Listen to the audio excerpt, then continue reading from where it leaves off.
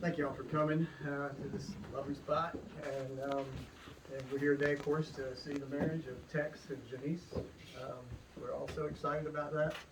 I don't know if you noticed, but Tex and Janese are not spring chickens. Both of them have been married before. Janese met Ken in the 1970s, and they had a family together, and of course that's Roan and Parks and Minta. And they welcomed many others into their lives, including a number of adoptees, 5 exchange students, local various oddballs, who fit right into their attitude of inclusivity and heartfelt love for this place, which is called Wart Root Land Trust. Ken was the right partner for Janese at that time. Tex and CJ met in 1980.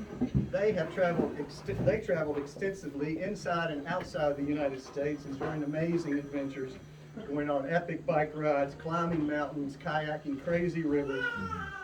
Together, they mentored and taught many young people through some experiential programs. They bought a piece of abused land in Madison County, which Tex is still trying to reclaim. CJ was the perfect partner for Tex during those years. But now is now.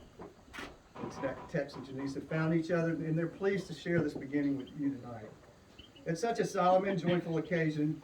We all feel the loss and deficit of those who have been most important to us in our lives. It's not unexpected that Tex's grandparents and their parents are not here to share this with us, but we are very aware of their absence. So we want to pause just a moment to reflect on those who are not here and to count all our gifts. So let's take a deep breath and have a moment of silence.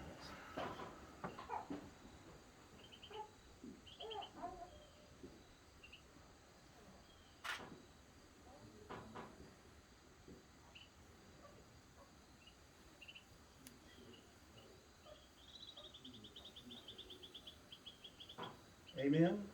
And so be it.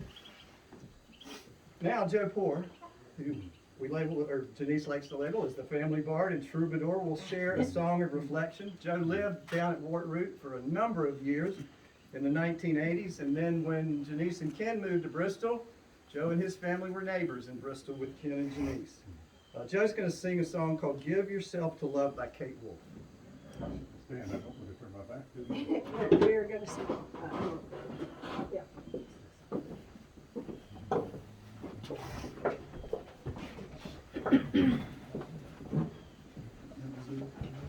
Kind friends all gathered around, there's something I would say. What brings us together here has blessed us all today. Love has drawn a circle that holds us all inside, where strangers are as family and loneliness can't hide. You must give yourself to love, if love is what you're after. Open up your heart to the tears and laughter and give yourself to love. Give yourself to love. I've walked these mountains in the rain. I've come to love the wind. I've been up before the sunrise to see the day begin. I always knew I'd find you, though I never did know how. With sunshine on a cloudy day, you stand before me now. So give yourself to love, If love is what you're after, open up your heart to the tears and laughter and give yourself to love. Give yourself to love. Oh, love is born in fire. It's planted like a seed. Love can't give you everything, but it gives you what you need. Love comes when you're ready. Love comes when you're afraid. 'Twill be your greatest teacher, the best friend you have made. So give yourself to love. Oh, if love is what you're after, open up your hearts to the tears and laughter, and give yourselves to love. Give yourselves to love. Give yourselves to love.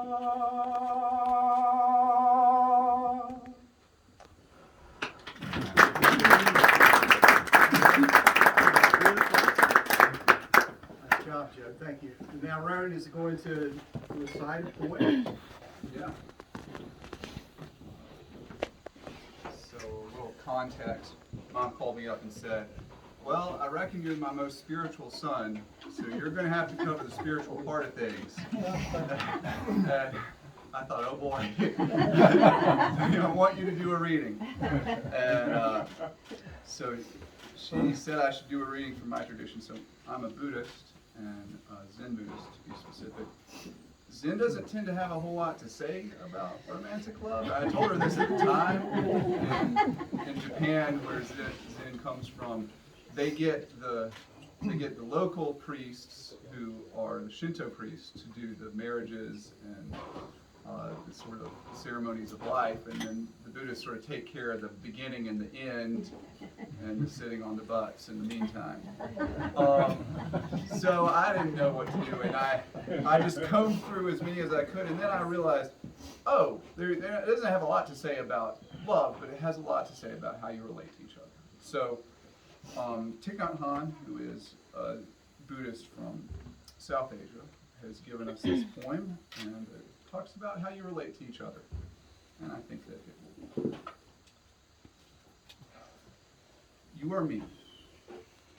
You are me, and I am you. It is obvious that we are inter-armed.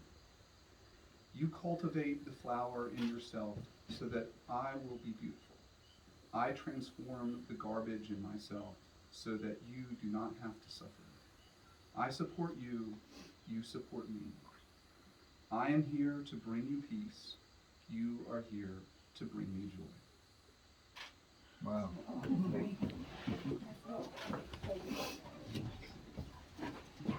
Well, I'm not a spiritualist either of the family, but there's a little bit in this, so bear with me if I get as I go that way. We do go to church, and at our church, we often have this non-traditional benediction that I just love, and it goes like this: life is short, and we don't have much time to gladden the hearts of those who journey with us. So be swift to love, and make haste to be kind. I love it because it's just such a great message. But it also has another part that is real important, and that's the message of the fact that life is short. It's a reminder of our mortality. It's a reminder of the precious nature of life. It's a reminder that indeed we don't have much time. And it's a reminder that we should be living life in this moment, right now, fully. And on this occasion like today, I think it's a motivator in life that sometimes we need to take a leap of faith. A choice, as Kierkegaard defined it, that cannot necessarily be rationally made, and therefore you leap into it. Now, I'm not saying this is an irrational decision. I mean, it's quite the opposite from my heart. I think this union is a great leap on many levels. I just think every marriage is a bit of a leap of faith. Faith that that faith in the other person, and faith that our lives will be good together. I love this leap they're taking. I don't think it's going to be good. I think it's going to be great. We've been talking with Janese in text about this ceremony. Y'all gonna laugh. We all quickly agreed on water as a metaphor for this union, which we'll experience more as the weekend goes on.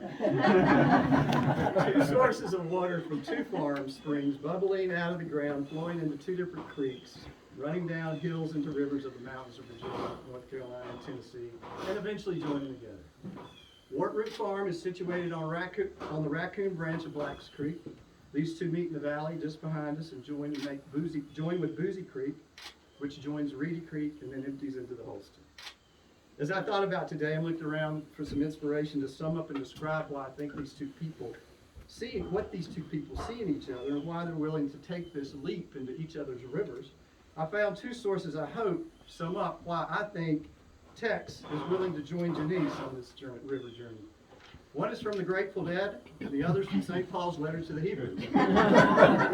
Frankly, I too thought the sources themselves sum up Janese. The Grateful Dead and St. Paul the Apostle. The 1974 Dead song Scarlet Begonias. Jerry Garcia sings it much better than I can say it, but it goes like this. As I was walking around Grosvenor Square, not a chill to the winter, but a nip to the air, from the other direction she was calling my eye. It could be an illusion, but I might as well try. She had rings on her fingers and bells on her shoes, and I knew without asking she was into the blues. She wore scarlet begonias tucked into her curls, and I knew right away she was not like other girls. No, Tex, she's not like other girls. But I think you know that. We assume by now you know that. The second inspiration is from St. Paul's letter to the Hebrews. Paul writes to this early Christian colony, reminding them, remember those in prison as if you were in prison. Keep your life free from the love of money and be content with what you have. But it's the next line that's always blown me away and sums up my wonderful sister. Paul writes simply, do not neglect to show hospitality to strangers, for by doing that some have entertained angels without knowing it. I commented to Donna how much I liked this passage, and she immediately responded and said, well, that's your sister. There are too many stories to tell of Janese and hitchhikers, strangers, vagabonds, found and lost souls filling up for a meal. So Tex, I get it. She's a really great gal with a really big heart, and I just hope you have a really big dinner table for all those angels. Texas Farm is located in Madison County, is located at the headwaters. I love this. Nowhere Branch. Nowhere Branch flows into the Bull Creek, which becomes part of the Ivy River system, and then the beautiful French Broad, the 3rd oldest river in the country, in the world. So the confluence of this union is the Holston and the French Broad, which is in Knoxville and is the beginning of the Tennessee River. To Janese, I think I understand this leap with Tex as well. Just in the time I've known him, I've come to realize he's led an amazing life. He's practical, resourceful, kind, generous. His branch of the river's had a lot of adventures in it. He's an experienced whitewater and sea kayaker. He's made mountaineering ascents over 20,000 feet multiple times. He's a winter ski mountaineer. I'm not even sure I know what that is. But more importantly, he took this love of the wilderness, and with a kind heart, he gave what he loves to others who needed it more. For 10 years, almost 10 years, he was the program director of Outward Bound. And for 20 years, he ran the Woodson Wilderness Challenge Camp, a program for juveniles in trouble with the court system as an alternative to training school. On his farm in Madison County, he organically farms, he orchards, he keeps bees. He's remodeled and built dozens of houses, and many in the traditional Appalachian log style. He's a successful real estate investor. Again, I think my wife Donna summed up the best part of what Janese sees in Tex. We were talking about Janese and Tex in this wedding, and I made the comment that Tex is an incredibly resourceful guy. Donna immediately agreed and said, yeah, he's definitely on my post-apocalypse leader list. You're all laughing. You've thought about it. I know you have in this day and age. Where are you going to go and who are you going to go be with after the apocalypse? So Tex, you're high on the list, maybe on the top. We got room. Janese, I get it. We see why you're taking the leap with a guy whose river starts on Nowhere Branch. Donna and I only had one reservation about Tex and the post-apocalypse leader issue. we're not sure he's bloodthirsty enough. I mean, we gotta eat. And if it's a zombie apocalypse, we gotta have the protection. Don and I decided that if our nephew Mansfield was there in charge of food production and security, would be okay with us. The waters of the Tennessee flow south to Alabama, almost touching Georgia, turn north at Paducah, Kentucky, where it is the largest tributary of the Ohio, flows into the northern Mississippi, and then of course the mountains, those mountain waters flow into the Gulf and then to eventually all the 7 seas. And during that process, that water rises up, falls back down in Boozy Creek, and Nowhere Bridge. I've noticed after a few decades of living that most of my worries exist in the past and in the future. Most of our problems are not problems right now. Today is really all we have. But today is dangerous for a lot of folks. Today insists that we lay aside our memories and our dreams to embrace fully the moment of now. Today reminds us that we will never achieve what we don't start. We will never become what we don't journey towards. Whatever your moral compass is telling you to do, I suggest that you do it today. For example, justice, mercy, forgiveness, and weddings. Justice isn't meant to wait until we're comfortable. It's meant for right now. Mercy isn't meant to wait until we feel merciful. It's meant for right now. And particularly this one. Forgiveness isn't meant to wait until we're over it. It's meant for right now. And weddings like this one shouldn't wait. This watery leap of faith is meant for right now. Life is short. We haven't much time to gladden the hearts of those who journey with us. So be swift to love and make haste to be kind. Now I suggest that we make this marriage official. All right, come on up here, folks. Thank you for letting me. You're here. You go first. I did look that up. All right, and you said you were going to read your vows. I will. All right.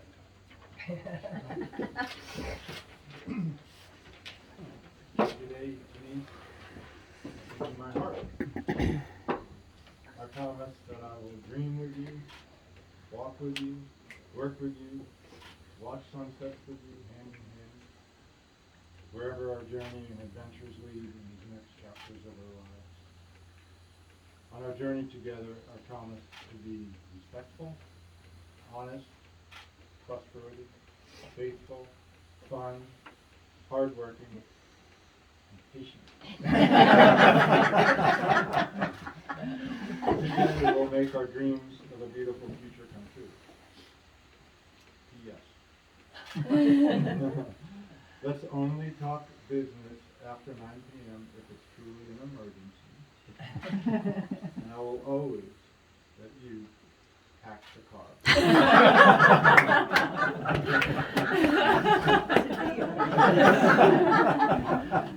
You get that. Robert's the same way. I can't pass the car. All right, Janese is going to repeat her vows after I say it. the guy. She has Oh, to do all that, right. so she didn't have to read. No matter how well. Tex, I love you. I love you.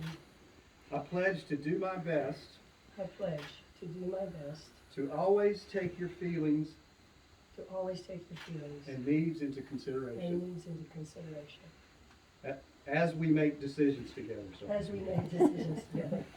I will try to keep up with you. I will try my best to keep up. The hardest working man I've ever met. Hardest working man I've ever. And assist you in achieving your goals. And assist you in achieving your goals. I will do my share in creating a healthy life together I will do my share in creating a healthy life together and help ease your way and help ease your way through inevitable changes we will face through inevitable changes we will face in our final years. in our final years. I promise to notice beauty, I promise to notice beauty. remember the power of humor, Remember the power of humor. seize joy, Seize joy and weave these into our shared life. and weave these into our shared life.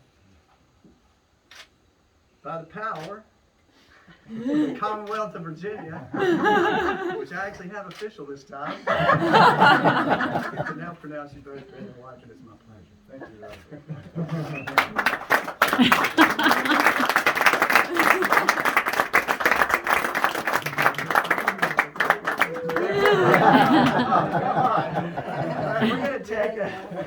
We're gonna take a minute or two, 3 or 4 or 5.